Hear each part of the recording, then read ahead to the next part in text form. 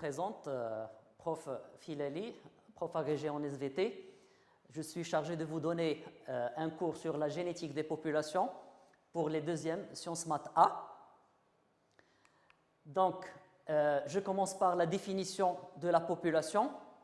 La population est l'ensemble des individus appartenant à la même espèce, ce qui va exiger qu'on explique c'est quoi l'espèce également, qui sont capables de se reproduire entre eux dans un espace donné et à un moment donné. L'espèce. Alors l'espèce, normalement, plusieurs définitions ont été données, parmi lesquelles c'est l'ensemble des individus ou des populations naturelles qui se reproduisent entre eux, réellement ou capables de le faire. Ça, on va le discuter par la suite. Réellement ou capables de le faire, qui sont isolés sexuellement d'autres populations rapprochées d'elles. C'est-à-dire que normalement, pour avoir deux individus de la même espèce, qu'ils doivent être capables de donner une descendance fertile. Je donne le contre-exemple. Deux populations rapprochées, deux espèces rapprochées, c'est le cheval et l'ânesse par exemple, qui peuvent donner le mulet, mais qui est normalement stérile. Alors les critères adoptés pour déterminer l'espèce. Alors plusieurs critères peuvent être avancés malgré qu'ils présentent des limites. Le critère morphologique, la ressemblance. Alors bien que je puisse avoir plusieurs individus qui se ressemblent, mais s'ils ne sont pas capables de se reproduire, ils n'appartiennent pas à la même espèce. Anatomique, c'est-à-dire la composition en tissus organes. Physiologique, fonctionnement des différents appareils. Alors biochimique, quelques sécrétions, que ce soit pour les plantes ou pour les animaux. Je donne comme exemple les phéromones pour certains insectes, donc c'est spécifique pour chaque espèce. Génétique, c'est ce qu'on va appeler le pool génique. Mais le critère le plus important, c'est la capacité de se reproduire et de donner une descendance fertile. Alors, définition de la génétique des populations. Alors, la génétique des populations fait partie de la science de la génétique. Elle s'intéresse à l'étude des lois qui gèrent la répartition des gènes et des génotypes, ainsi que les mécanismes déterminant la diversité génétique dans une population donnée. But de cette génétique des populations. Alors, c'est la mesure de la variation génétique à partir des fréquences alléliques du même gène, comprendre la manière de la transmission de la variation génétique d'une génération à une autre, comprendre le mécanisme de l'évolution de cette variation génétique de génération selon... Alors, voilà, donc cette variation de génération en génération. Relation entre la génétique des populations et la génétique mendélienne. Alors, si la génétique mendélienne se base sur des croisements orientés, selon l'expérience, c'est-à-dire on connaissait le mâle de la femelle, la génétique des populations étudie les proportions des génotypes chez un ensemble d'individus descendants de croisements non orientés, de plusieurs parents à la fois. Donc, c'est l'application de la génétique mendélienne à l'échelle de la population. Qu'appelle-t-on pool génique? Alors, le pool génique d'une population représente l'ensemble des allèles qui correspondent à l'ensemble des gènes présents chez une population à un moment donné. Le pool génique peut évoluer avec le temps, changement fréquence allélique et des fréquences des générations. Alors, partie mathématique. Alors, c'est des calculs des fréquences phénotypiques, génotypiques et alléliques. Donc, on aura toujours recours à faire ces calculs-là, la fréquence des phénotypes, la fréquence des génotypes et la fréquence des allèles. Alors, fréquence phénotypique. Par exemple, si on prend le cas d'une dominance-récessivité, la fréquence du phénotype grand A, c'est le nombre d'individus grand A sur le nombre total. Pour le phénotype petit a récessif, donc de même, c'est le nombre d'individus petit a sur le nombre total. La fréquence génotypique, Donc on prend f de grand A, c'est normalement le nombre de grand A sur n, c'est D pour dire dominant. F de grand A, c'est n de grand A sur n, c'est l'hybride, grand H. F de petit a, c'est petit n de petit a, le nombre de petit a sur n, c'est les récessifs. Alors si je veux faire le calcul des fréquences alléliques, f de grand A égale P, on donne P pour le dominant, Q pour le récessif. Donc c'est 2 fois le nombre de grand A, parce que je vais prendre la totalité puisque je n'ai que grand A, et je prends N, le nombre de grand A petit a, parce que j'ai 2 allèles dominants et récessifs sur le total fois 2. Donc c'est H sur 2 plus D. Pour le récessif, c'est H sur 2 plus R. Donc on va voir tout ça à travers des applications. Alors par exemple, une application, on considère la population ci-dessous, calculer les fréquences phénotypiques, génotypiques et alléliques. L'allèle grand A est dominant par rapport à l'allèle petit a. Donc j'ai une population de 14 poissons. Alors pour cet exemple, on a 6 sur 14 de génotype grand A, 5 sur 14 de génotype grand A petit a, 3 sur 14 génotype petit a. Donc la fréquence génotypique est, alors f de grand A égale D égale P carré, c'est 6 sur 14. F de grand A petit a, c'est H l'hybride avec toujours une fréquence de PQ, c'est de 5 sur 14. F de petit a égale R égale Q carré, c'est 3 sur 14. Pour la fréquence des phénotypes, elle est 2. Alors pour le dominant, c'est D plus H, c'est-à-dire P carré plus 2PQ, donc c'est 11 sur 14. Et F de petit a égale à R, c'est Q au carré, c'est 3 sur 14. Maintenant, pour la fréquence allélique de l'exemple précédent.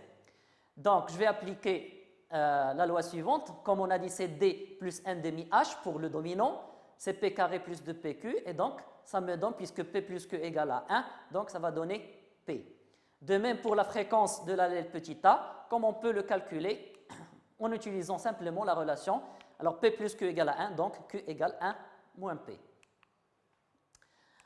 Alors, la population, normalement, elle est variable dans le temps et dans l'espace. Mais pour faire des calculs mathématiques, on doit avoir ce qu'on appelle une population théorique parfaite ou idéale, qui remplit certaines conditions. Alors, la difficulté de suivre la variation génétique d'une population à travers les générations est due à plusieurs facteurs qui changent les fréquences alléliques, parmi lesquels les mutations, les migrations, les différences de la durée de vie et la stérilité des individus, etc. Pour cela, on se base sur les caractéristiques génétiques pour une population théorique parfaite qui se distingue par.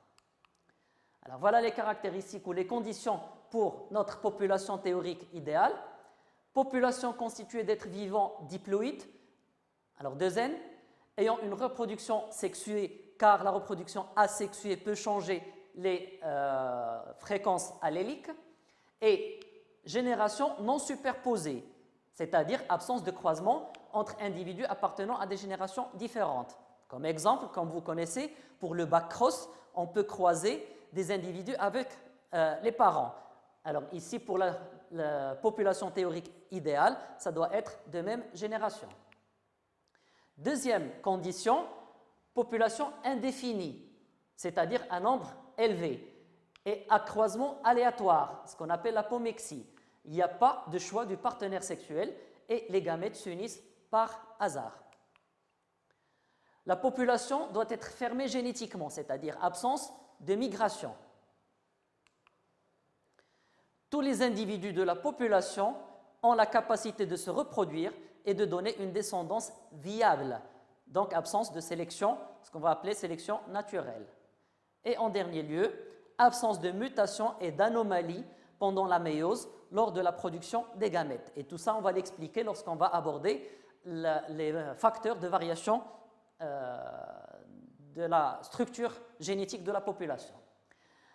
Alors, si la population est en équilibre, deux mathématiciens, Hardy et Weinberg, ont lancé une relation très importante, alors appelée la loi de Hardy-Weinberg. Alors cette loi présente un modèle de référence pour la génétique des populations. Elle considère que la fréquence des allèles et des génotypes reste constante d'une génération à une autre, ainsi la population est dite en équilibre. Alors, application de la loi de Hardy-Weinberg, cas de dominance-récessivité et d'un gène autosomal. Donc, je vais prendre un cas où l'allèle grand A est dominant par rapport à l'allèle petit a. Alors, on va céder par cet échiquier de croisement. Différence avec la génétique mendélienne, c'est qu'on avait un demi pour les gamètes parce qu'on connaissait les parents, c'était entre les hybrides. Maintenant, tout le monde a le droit de se reproduire. Donc, on change un demi par P pour le dominant, Q pour le récessif. Donc, on aura notre échiquier. Et donc, F de grand A, c'est P carré, c'est D, dominant. F de petit a, c'est Q carré, c'est R. F de grand A, petit a, c'est 2PQ, H.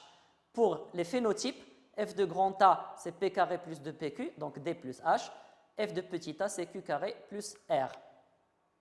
Donc, pour calculer, par exemple, la fréquence de l'allèle grand A, on prend la totalité de la fréquence de grand A plus la moitié de la fréquence de grand A petit a, parce que pour l'homozygote, j'ai deux allèles grand A identiques. Par contre, pour l'hétérozygote, j'ai grand A et petit a, donc on prend la moitié. Et donc, c'est D plus 1 demi H, ça revient à dire, je vais avoir P. Pour l'allèle petit a, c'est Q. Alors, comme exercice d'application, alors chez une population de 50 pieds de plantes en équilibre HW, c'est-à-dire Hardy-Weinberg, on considère un gène responsable de la couleur des fleurs. Le tableau ci-dessous montre la distribution des phénotypes chez des individus de cette population. On note que l'allèle qui donne la couleur rouge est dominant, grand R, par rapport à celui qui donne la couleur blanche, petit r. Alors, la question, c'est de calculer la fréquence phénotypique, génotypique et allélique. Alors, voilà notre tableau. Donc, pour le génotype, pour le phénotype grand R, puisque c'est le dominant, j'ai deux types de génotypes possibles. Les deux représentent 480 individus. Pour le récessif, le blanc, petit r, donc normalement c'est petit r, représenté par 20 individus. Donc, on va calculer la fréquence des phénotypes. Pour le rouge, c'est 480 sur 500. Ça va donner 0,96, c'est P carré plus 2PQ. F de petit r, c'est 2 sur 500, ça fait 0,04 et ça représente Q au carré. La fréquence allélique. Donc la fréquence la plus facile, c'est celle de l'allèle petit r, car sa fréquence phénotypique est égale à sa fréquence génotypique, puisqu'il est récessif. Donc, comme on va voir, les deux sont égaux à Q au carré. Donc F de petit r égale F du phénotype petit r, Q au carré, 0,04. Donc, si on veut calculer la fréquence de l'allèle petit r, c'est Q, donc c'est la racine de Q au carré. Racine de 0,04, ça donne 0,2. Alors, en appliquant la formule P plus Q égale à 1, donc P égale 1 moins Q, on aura P égale 0,8. Alors, en appliquant la loi de Hardy-Weinberg, on aura F de grand R égale P carré, donc c'est 0,8 au carré, c'est 0,64. F de grand R petit r 2PQ, donc ça donne 0,32. F petit r, Q au carré, ça donne 0,2 au carré, c'est 0,04. Et donc, j'aurai le tableau suivant. Donc, pour la génération suivante, donc pour les rouges homozygotes, j'aurai 0,8 fois 0,8, donc c'est 0,64, c'est ce qu'on a trouvé là. Pour les hybrides, 0,16 plus 0,16, donc ça va donner 0,32. Et pour Q au carré, c'est 0,04. Et donc, on a conservé les fréquences alléliques. Mais pour le tester, on a un test de conformité, modèle de Hardy-Weinberg, c'est ce qu'on appelle le test Ki2. Donc, ça va nous permettre de vérifier la validité de l'hypothèse. Donc, on doit émettre une hypothèse pour notre population, elle est en équilibre. Par la suite, on va calculer les fréquences alléliques. On va calculer les effectifs théoriques des différents génotypes en utilisant la formule suivante. Donc l'effectif théorique, c'est la fréquence génotypique fois l'effectif total. Donc on va l'exécuter pour un exemple bien déterminé. On va calculer le qui de calculé en utilisant la formule suivante. Alors c'est la somme des effectifs observés moins les effectifs théoriques au carré sur l'effectif théorique. Par la suite, on va déterminer le qui de théorique en utilisant un tableau qu'on verra par la suite. Alors, on prend un risque alpha de 5%, c'est-à-dire 0,05 ici, et on va calculer le DDL qui normalement il est égal à le nombre de génotypes moins 1. Par la suite, on va calculer le qui de calculé avec le qui de théorique, et donc on aura deux hypothèses. Si le qui de calculé est inférieur au qui de théorique, donc on accepte l'hypothèse et la population est en équilibre. Si inversement, donc la population n'est pas en équilibre et on doit chercher pourquoi. Application, un cas de codominance. Maintenant, c'est un cas de codominance et d'un gène autosomal. Les mêmes formules vont être respectées, sauf que je note que la fréquence des génotypes est égale à la fréquence des phénotypes. Donc, si je vois bien pour le tableau, le A1, c'est aussi bien pour le génotype que le phénotype. A1, A2, génotype et phénotype, c'est 2 PQ. Et A2, c'est le phénotype et génotype. Et donc, c'est les mêmes formules qui vont être utilisées. Rapidement, un exercice d'application. On considère une population de meufliers constituée de 400 individus répartis comme suit. 165 plantes à fleurs rouges, 190 plantes à fleurs roses, 45 plantes à fleurs blanches. Alors, première question, calculer les fréquences alléliques dans cette population. 2. En utilisant le test qui de montrer que la population en équilibre, on prendra alpha égale 0,05. La valeur de qui 2 au seuil de A égale 0, c'est pour 1 degré de liberté, c'est-à-dire DDL égale 1. Donc, ils nous ont donné, ça doit être le qui 2 théorique, 3,84. Alors, calculer les fréquences théoriques des génotypes de la génération suivante. Alors, la fréquence de l'allèle grand R, donc c'est la même formule qu'on a avancée avant, c'est F grand R plus 1,5 F grand R petit r sur le total. Donc, ça va donner 0,64, c'est P. Donc, en appliquant P plus Q égale à 1, on aura Q, d'accord, qui est égal à 0,35. Alors, pour faire le calcul de qui 2, on va s'aider par ce tableau. Donc, on a 165, les chiffres qu'ils nous ont donnés, c'est les effectifs observés. En appliquant cette loi, comme j'ai dit, c'est le N grand R qui est égal à P carré fois N. Donc, on calcule le nombre théorique, c'est 169. Et donc, on va faire ce calcul. Par la suite, on va faire la somme qui de calculer, ça doit être 0,771. Donc, voilà d'où on a pris la valeur. Donc, c'est l'intersection entre la DDL et alpha. Alors, toutes ces conditions nous ont donné comme quoi le qui de calculé est inférieur au qui de la seuil population étudiée et donc la population est en équilibre de Hardy-Weinberg. Alors, pour terminer l'exercice, on calcule le génotype de la génération suivante. Alors, puisque la population est en équilibre génétique, f de grand R est égal à P carré, donc on va faire le carré, ça va donner 0,422. Les hybrides toujours de PQ et donc ça donne 0,455. Et pour F grand B, les blancs, c'est Q au carré 0,122.